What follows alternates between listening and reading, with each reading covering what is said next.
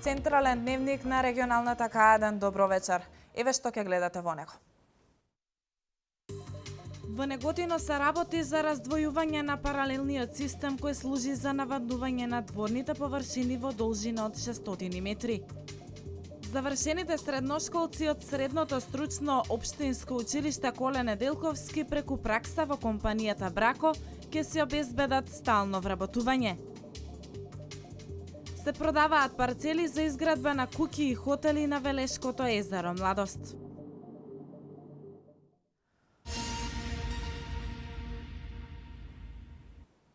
Председателот на Република Македонија Ѓорѓе Иванов попладнево во своето обраќање до сите граѓани зборуваше за политичката криза, безбедносната ситуација во земјата, како и нетранспарентноста од страна на специјалното јавно обвинителство. Тој напомена и дека идните поколенија ќе знаат ни што се минувала демократијата во Македонија и како оваа генерација политичари ја разбирале и практикувале политиката. А ние одиме со дневните настани. Во општина Неготино интензивно се работи на раздвојување на паралелниот систем кој служи за наводнување на дворните површини во должина од 600 метри.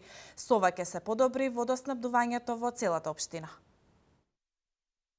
Во општина Неготино интензивно се работи на финализирање, односно на раздвојување на паралелниот систем кој служи за наводнување на дворните површини во населбата Саат Кула.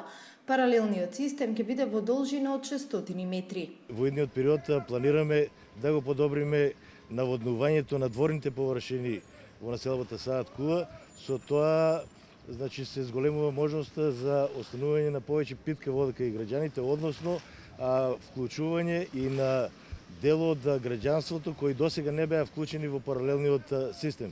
Должината е околу 600 метра на главниот цевовод, тоа е ФИ 110, додека има два паралелни крака на овој цевовод, каде што сметам дека околу нови 100 семејства ќе може да бидат приклучени. Со ова ќе се подобри водоснабдувањето во целата општина. Најпрвин се регулираше притисокот на водата, а сега се работи на замена на водоводната мрежа на 10 улици во градот и приклучување на неколку водомери со што секое семејство би плаќало онолку вода колку што ќе потроши. Неготино има најевтина вода во Република Македонија и ние мораме рационално да ја трошиме и да ја користиме. По имплементација на сите овие проекти за подобрување на водоснабдувањето очекувам и во овие жешки месеци, јуни, јули, август, па и септември, кога е печењето на ракија, Неготино да добие 24 часовно водоснабдување. Градоначалникот Апостолов апелираше до граѓаните водата да ја користат рационално, бидејќи таа е најпотребна, особено во летните месеци, како и за подобра имплементација на останатите проекти со цел 24 часовно водоснабдување на Неготино во текот на целата година.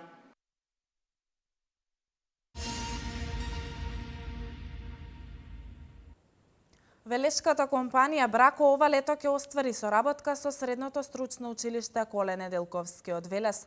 Проектот за практична настава предвидува 30 ученици да посетуваат пракса во компанијата, а најдобрите од нив да бидат вработени.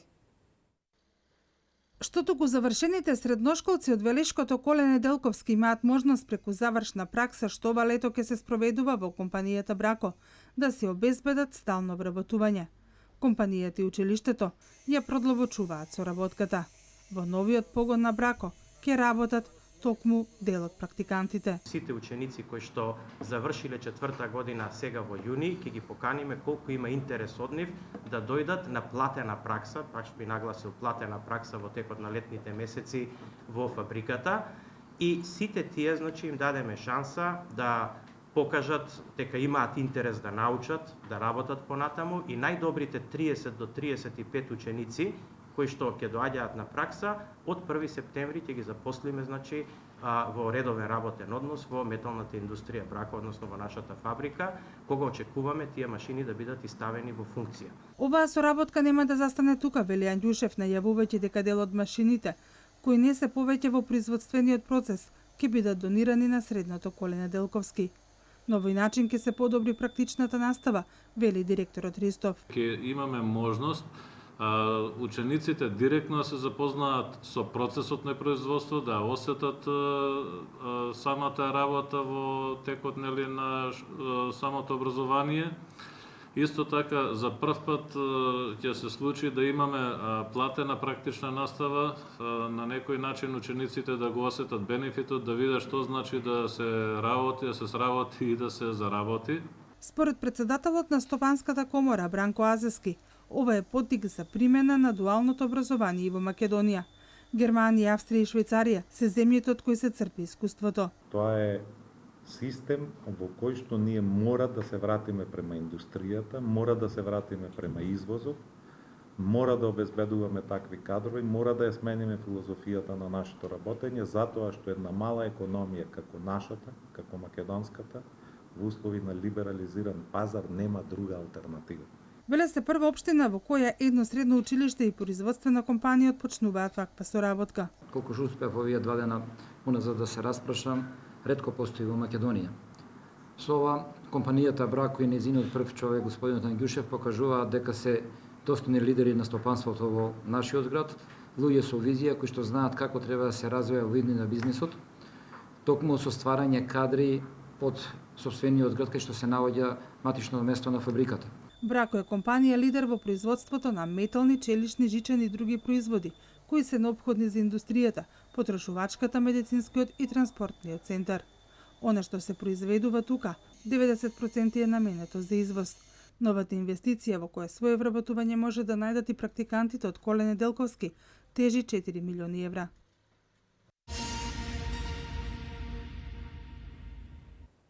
Престојниот викенд ке започне асфалтирањето на патот Неготино-Криволак, на кој во моментов работници на фирмата ги изведуваат сите активности.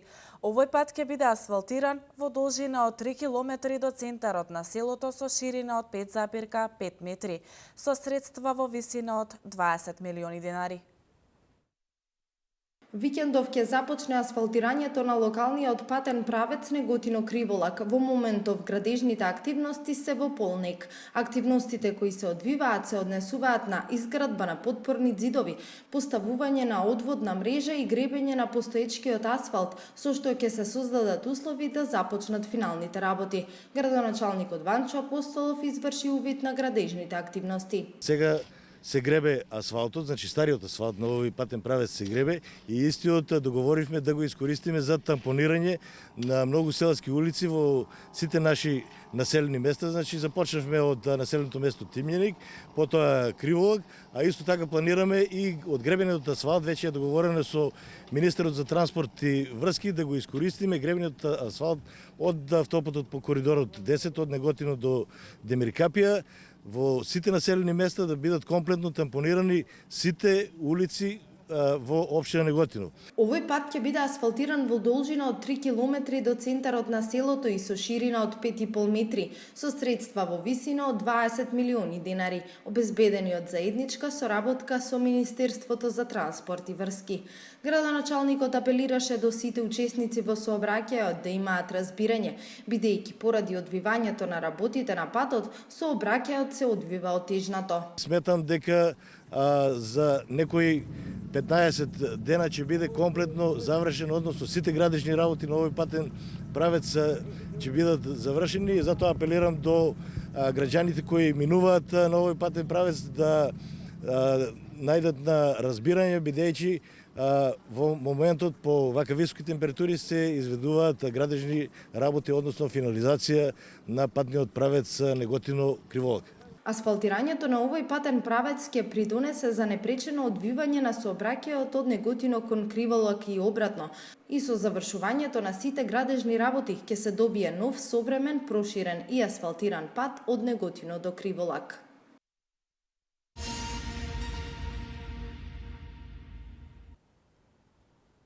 Министерството за транспорт и врски заврши со осветлување на тунелот пред Велес. Предходно извршено беше осветлување на тунелот кај Катланово на автопатската делница Скопје-Велес, а се очекува и во најскоро време да се започне со работа и на третиот тунел на потегот Велес-Катланово, која би требало да заврши до октомври оваа година. Министерството за транспорт и врски заврши со осветлување на тунелот пред Велес. Предходно извршено беше осветлување на тунелот кај Катланово на автопатската делница Скопје-Велес. Во тунелот се постави нова сигнализација, се сварба истиот и се осветли со лед светилки, со што значително се зголемува безбедноста на возачите и воопшто безбедноста во сообраќајот. За санација и осветлување на тунелите и клучките, Министерството за транспорт и врски вложи околу 670.000 евра. Многу е важно што сите заштити што ги прави јавното предпријатие веднаш ги насочуваме сите средства за нови проекти што се многу важни за граѓаните. Ние ќе продолжиме и во иднина да инвестираме во вакви проекти бидејќи се многу значајни и само за овој капитален проект издвоивме преку 670.000 евра. Ние ќе продолжиме со многу вакви проекти. Ова е нешто надвор од програмата, но нас ни е важно бидејќи доста време не беше вложено на вакви проекти. Ние сега обрнуваме големо внимание со сите оние средства што ќе ни останат да вложуваме во вакви проекти. Наскоро се очекува да се започне со работи на третиот тунел на потекот Вилес-Кадланово, кој би требало да заврши до октомври годинава.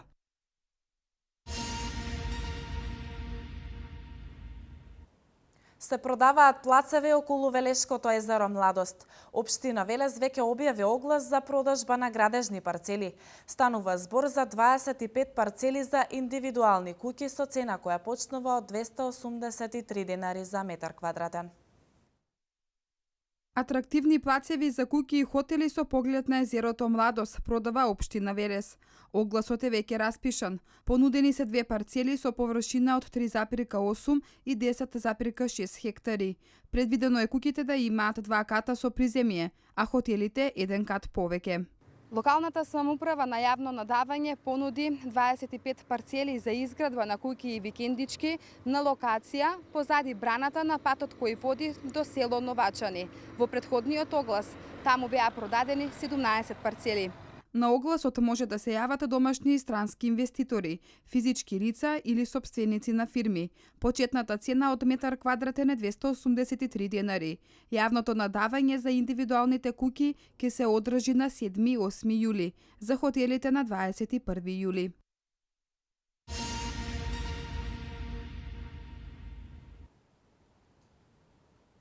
Просечната месечна исплатена нето плата по вработен во април 2016 година изнесува 22.356 денари и бележи раст од 2,8% во однос на април 2015 година, објави денеска Државниот завод за статистика.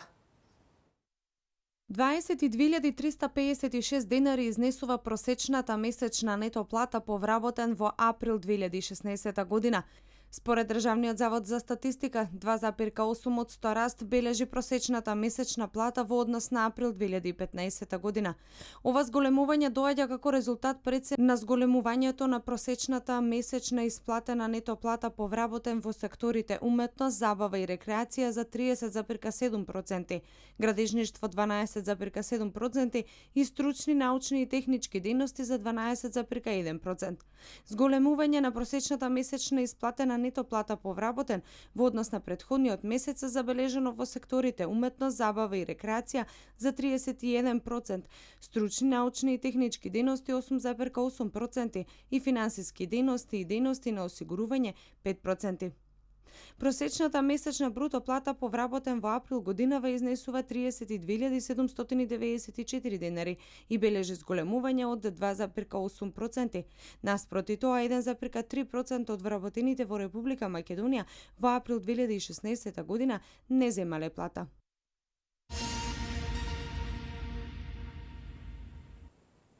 Работното лето на градоначалникот Славчо Чадиев продолжи во текот на вчерашниот ден.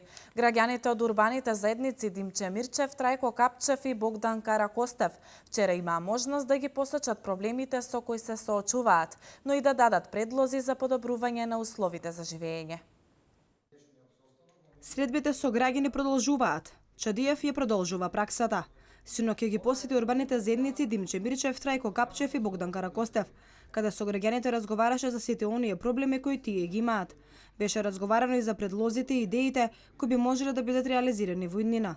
Целта на овие посети е да се задржи меѓусебниот контакт, да се добијат директни и точни информации од терен, да се разговара за проблемите и да се пронедат решенија. Овие средби продолжуваат и понатаму. Дека истите врдуваат со плод, потврдуваат и неколкуто реализирани идеи кои потекнуваат токму од овие средби. Претходно градоначалникот ги посети урбаните земјици Славе Петков и Трајко Панов, кои беа првите локации каде тој оствари средба со граѓаните. Инаку вкупно 14 урбани, 19 месни заедници на територијата на општина Велес ќе бидат посетени од градоначалникот Чадиев во наредните 30 дена.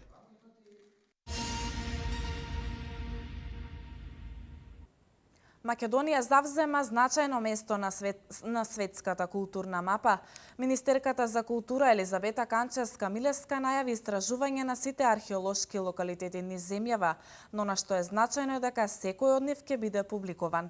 Катерина Нацева со деталите.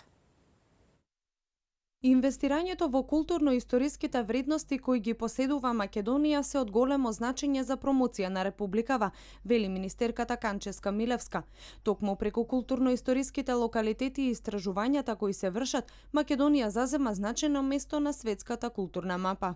Република Македонија силно и моќно настапува на светската културна мапа и преку голем број на културни локалитети, значи наоди, истражувања кои што ги вршевме во овој период, представување на голем број на меѓународни саеми на археологијата кои што ги имавме и претходната и оваа година, силно и моќно настапува на голем број на светски меѓународни манифестации кои што во моментот и се одржуваат, и се одржа и ќе се одржуваат до крајот на годината, така да горда сум на сето оно што го поседуваме како културно наследство, како историско, како уметнички вредности. Представувањето на Македонија како културно-историска земја на светски познатите саеми ќе продолжи во иднина, вели Канчевска-Милевска.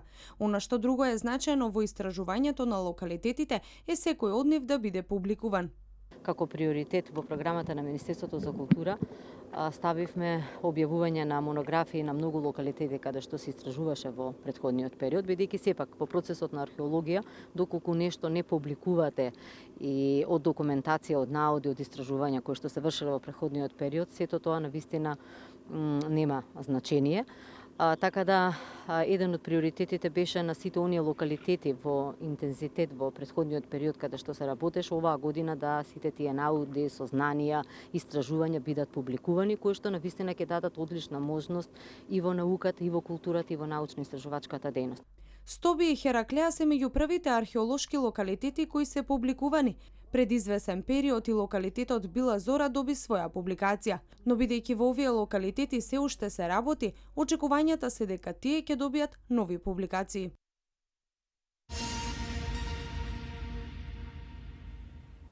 Заложбите на локалната самоуправа за инвестирање во спортот се потврдуваат на дело.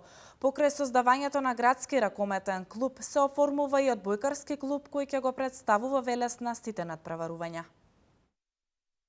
Општина Велес уште еднаш ги покажа заложбите за спортот во градот. Покрај оформување на градски ракометен клуб, сега оформи и одбојкарски клуб кој ќе ги брани боите на Велес.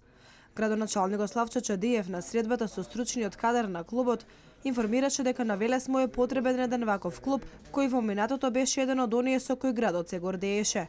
Воедно напомена дека Борец се надпреварувал во првата и втората југословенска лига. Она што можев да го видам изминативе 2-3 години, на кој начин се работи во помладите категории, односно во школските категории со одбојката. Во заеднички разговор со господинот Жабев, со господинот Миланов, дојдовме на заклучок дека е потребно да се оживее овој спорт и токму затоа ја поздравив нивната иницијатива. Клубот е регистриран како Сдружение на граѓани согласно на што го бара Одбојкарската федерација на Македонија. Управниот одбор на клубот задоволни од оваа одлука. Велат дека Борец есема ќе ги започне надпреварувањата во првата одбојкарска лига. Тренерот Джабев потенцираше дека има талентирани деца кои се надпреваруваат и кои остваруваат успеси. Град Велес како центар има поднебје за одбојка, поминало доста генерации, доста играчи, каде што били репрезентативци на Македонија, така да мислам дека ќе го имаме големи успеси, големи резултати за воиднина, нормално со макотрпна работа, со стрплива работа во сите категории. Клубот ќе се надпреварува во тековната сезона од октомври месец недека, не знаеме точно кој.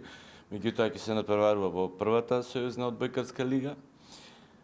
Така да јас ќе искористам приликата уште еднаш да се заблагодарам на слухот што го имаше господин градоначалник за и комплетната советна општина Велес и општина Велес, за одбојката повторно да се врати таму каде што реално и го заслужува. Чадиев потенцираше. Полека, но сигурно Борец станува бренд за Велес. Идејата тимот да биде составен од велешани е исполнета кај ракометарите.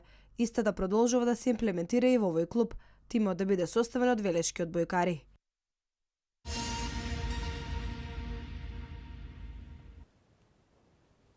Потребно е одговорно однесување на сите чинители во Македонија. Политичката криза има цена на чинење, која на крајот ја плаќаат сите граѓани, изјави денеска шефот на македонската дипломатија Никола Поповски. За 5 години над 62.000 граѓани од Македонија, Украина и Молдавија се здобиле со бугарски пасоши. Вестите од земјава. Потребно е одговорно однесување на сите чинители во Македонија. Политичката криза има цена на чинење, која на крајот ја плаќаат сите граѓани, изјави денеска шефот на македонската дипломатија Никола Поповски.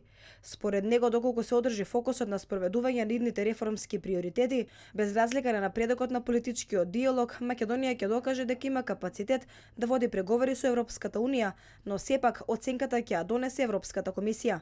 На состанокот на Советот на министри на Европската унија, шефот на грчката дипломатија Никос Кодзијас истекна дека Атина е против воведување санкции за Македонија, зашто Поповски рече дека Грција најдобро знае дека санкциите воведени во 90-тите години се залудни и дека сите соседи треба да направат математика колку би чинеле санкциите во соседството.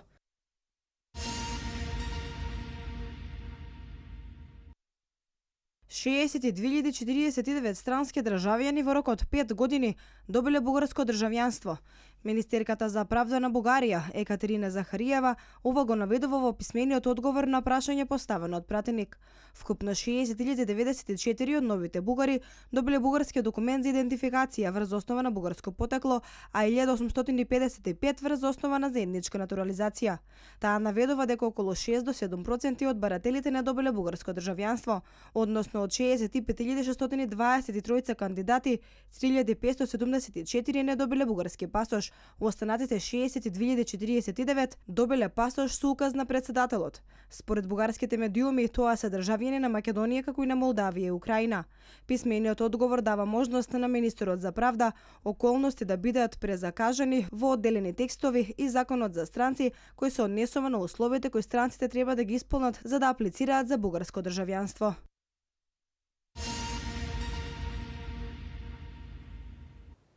Американскиот председател Барак Обама ги продолжи за уште една година санкциите против лицата кои загрозуваат стабилноста на Западниот Балкан. Најмалку 67 луѓе во Индија ги загубија животите изминативе 2 дена при удари од гром. Колешката Александра Давидковска со деталите од светот.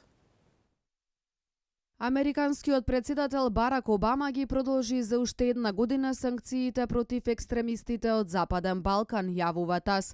Како што соопштуваат од Белата куќа, одлуката се однесува на лицата кои загрозуваат стабилноста на Западниот Балкан, односно лица кои учествуваат или финансиски или на друг начин го поддржуваат екстремизмот во Македонија, Босна и Херцеговина и Косово. Овие луѓе го нарушуваат мирот и безбедносните напори за стабилизирање на состојбата на Западен Балкан, но представуваат и сериозна закана за националната безбедност и надворешната политика на САД, се вели во соопштението подпишано од Обама. Санкциите беа воведени со председателски декрет во 2001 година и дополнети во 2003 година, а со нив им се забранува на американските граѓани да склучуваат бизнис делки и да им префрлаат пари на лицата вклучени во екстремистички активности.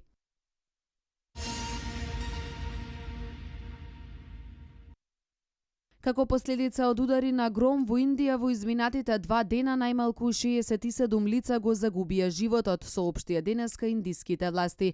47 мина од нив загинаа во невремето во источната индиска сојузна држава Бихар, а во соседната држава Утар Прадеш пак се регистрирани 20 жртви. Потврдено е дека има околу 20 на повредени и тоа главно во руралните средини. Молњите се вообичаена појава во Индија во сезоната на монсуните која трае од јуни до октомври, но бројот на жртви во последните години се повеќе се зголемува, информираат тамошните медиуми. Според податоците од официјалните извештаи на индиските власти, во 2014 година 2400 лица го загубиле животот од удари на громови.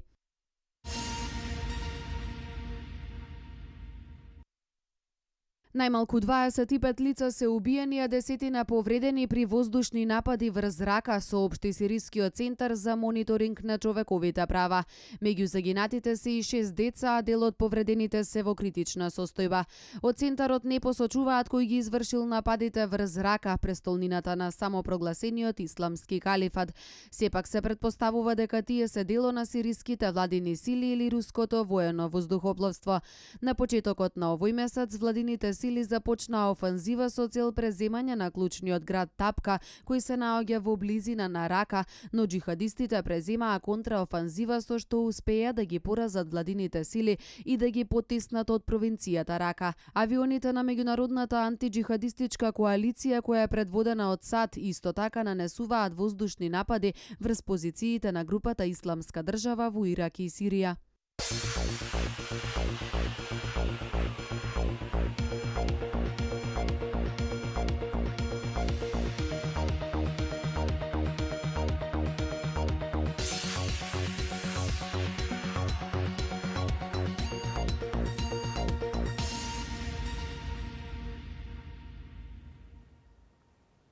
И денеска имавме сончево и многу топло време со температури до 39 степен. И утре не очекува слично време.